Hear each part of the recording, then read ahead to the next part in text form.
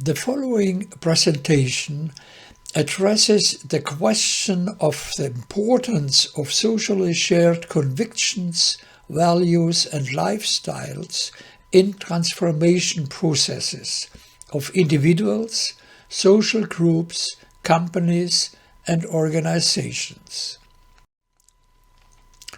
Erich Fromm made a significant contribution to this with his concept of social character, especially in the field of coaching, consulting, and therapy.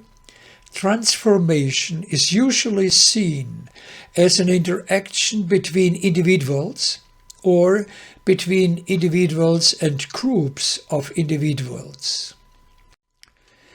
The fact that both sides are guided by socially required and promoted notions of what is normal and desirable is generally not considered, nor is a fact that the two sides have quite different understandings of what is normal and reasonable. With his concept of social character, Erich Fromm took this social dimension in every transformation process into account. Our thinking, feeling and acting is to a large extent determined by inner neuronal or psychological structural formations, which can have a promoting or inhibiting influence. Erich Fromm's idea was to assume that a psychological structure formation occurs in every human being by which the individual adapts to the socio-economic possibilities and requirements. This adaptation by assimilation and socialization has two main effects.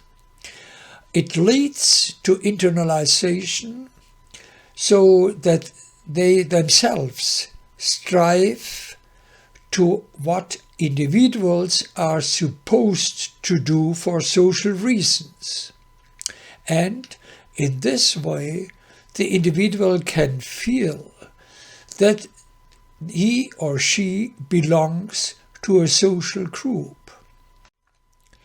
Because this psychological structure formation is relatively constant and consistent, Fromm viewed it as character formation in a psychoanalytical sense and spoke of a social character. The social character explains why people think, feel and act similarly. This is precisely why it plays a crucial role in all transformation processes. Before discussing Fromm's social psychoanalytic approach in more detail, his life will at least be sketched very briefly. Fromm was born in Frankfurt am Main in the year 1900 and grew up as an only child in an Orthodox Jewish family. After 2 semesters of law, Fromm studied sociology with Alfred Weber in Heidelberg from 1919. In his dissertation of 1922, he examined the question of the significance of the practiced Jewish law for the cohesion of Jews being and living in the diaspora. In 1923, he became acquainted with Sigmund Freud's psychoanalysis through his girlfriend Frieda Reichmann. After psychiatric studies in Munich, he completed training as a psychoanalyst in Berlin and opened a practice there. Starting in 1930, Fromm worked with Horkheimer at the Institute for Social Research in Frankfurt as department head for psychoanalysis, and he did so until 1939. There he developed the concept of the authoritarian character and conducted the first empirical study on it. Fromm spent the years 1931 to 1934 in Davos, Switzerland, due to pulmonary tuberculosis. There he developed his social psychological theory as a combination of Marxism and psychoanalysis. In 1934, Fromm emigrated from Davos to the United States. In 1936, Fromm turned away from Freudian instinct theory and developed his own theory of relatedness, a sort of attachment theory. In 1941, he published the book Escape from Freedom. With it, he became known in the United States as a psychoanalyst of society.